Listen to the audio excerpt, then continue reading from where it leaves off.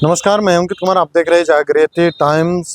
जिस तरह से धार्मिक न्यास बोर्ड से रिपोर्ट मांगी गई है, जिस तरह से मंदिर में अवैध कब्जा हुआ है उसको अतिक्रमण मुक्त करने के लिए, लेकिन उसी पे क्या कुछ कहते हैं जो राजद के मुख्य प्रवक्ता शक्ति सिंह यादव है। आइए हम आपको सीधे सुनवाते हैं। बात करने के लिए राजद के मुख्य प्रवक्ता शक्ति सिंह यादव है।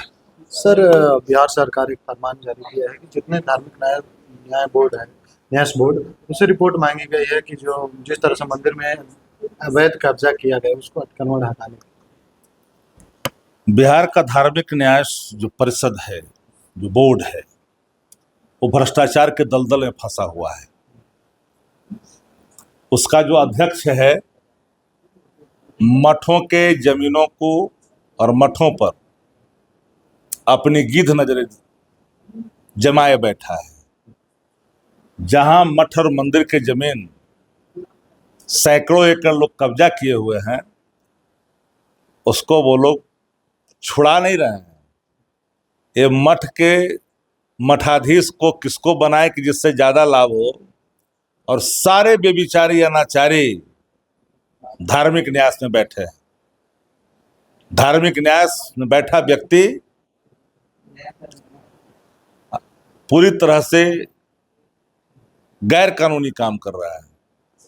एक नहीं है, अनेक उदाहरण है। किसी को प्रमाण पत्र दे देता है, जो मामूल भेंट करता है उसको दे देता है। मुझे हैरानी है कि ऐसे व्यक्ति को धार्मिक न्यास परिषद का अध्यक्ष कैसे बना दिया, जो व्यक्ति एलिजिबल नहीं है, धर्म के प्रति जिसकी आस्था नहीं है, धर्म को जो व्यापार समझ रखा है,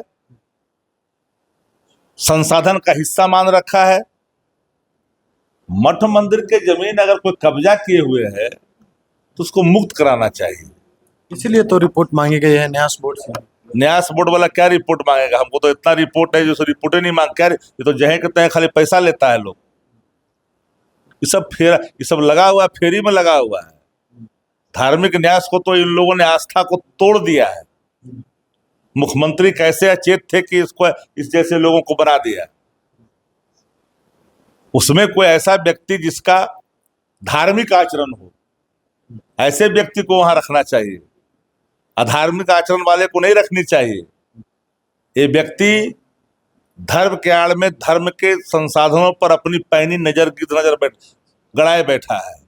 अब रिपोर्ट मांग के जरा करवाए। जो हाई कोर्ट से ऑर्डर उसका तो इम्प्लीमेंट ही नहीं हो रहा है। पटना उच्च न्यायालय ने कई मठ और मंदिरों के जमीनों को मुक्त कराने के लिए जो ऑर्डर दिया, उसका तो शासन इम्प्लीमेंट ही नहीं कर रहा है। ये क्या मांगेंगे रिपोर्ट? ये तो दबदबा बनाता है, सबसे पैसा वसूलता है। अच्छा, दिलीप जायसवाल जी का एक बयान आया था कि जिस समाज से भी अपराधी हो, उनको इनकाउंटर के साथ साथ उनके मुंह पे थूक देना चाहिए। अब दिलीप जायसवाल जी माननीय मंत्री हैं। मेरा मुफ्त का एक सुझाव है कि कम से कम जो राजनीतिक शुचिता है, जो गरिमा है, उसको बचाए रखें। अपराधी को आप इनकाउंटर कर करके साक्ष्यों को दफन क्यों करना चाहते हो? कानून का काम है उसको सजा देना। कानून में कोई प्रावधान अगर है तो बताइए। तो मानवाधिकार का पूरा खुला उल्लंघन है, ये नंगा नृत्य है। मैं अपराधियों में भय होना चाहिए शासन का कि अपराध की पुनरावृत्ति न हो। किसी जाति का अपराधी हो, कठोर कार्रवाई होनी चाहिए। मर जाएगा तो क्या भुगतेगा? वो जिंदा रहेगा, कैद में रहेगा तब न भुगतेगा। मारने जान लेने के लिए शासन नहीं होती है। आप जान ले रहे हो, मानवाधिकार आयोग का उल्लंघन कर रहे हो, साक्ष्यों को दफन कर रहे हो, अतिक्रमण है। न्यायिक जो सेवा बनी हुई है, किस लिए बना हुआ है? यही सुनाने का फैसला यही सुनाएंगे क्या? हाकिम है ये। चलिए, बहुत बहुत धन्यवाद। उन्होंने साफ तौर पे कहा कि जो धार्मिक न्यास बोर्ड है वो भ्रष्टाचार का भेंट चढ़ चुका है, और जो उनका अध्यक्ष है उनको धार्मिक से कोई लेना देना नहीं है।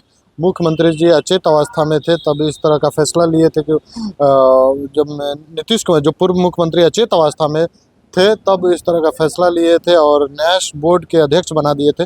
न्यास बोर्ड का अध्यक्ष ऐसा बनना चाहिए जिसको धार्मिक से कुछ ताल्लुक हो।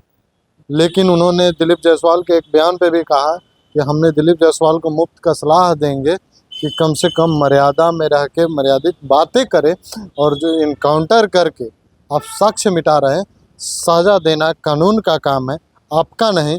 ये ऐसा कहीं संविधान में नहीं लिखा है। लेकिन आप इस घटना को किस तरह से देखते हैं? क्या धार्मिक न्यास बोर्ड से रिपोर्ट मांगी गई है? क्या ये सरकार की कैसी पहल है? क्या आपको लगता है कि मंदिर के जो ज़मीन में अतिक्रमण हुआ है, क्या वो हटना चाहिए? आप कमेंट करके बताइएगा। बाकी ऐसे तमाम खबरों के लिए बने रहे जागृति टाइम्स से। अंकित कुमार की रिपोर्ट, पटना।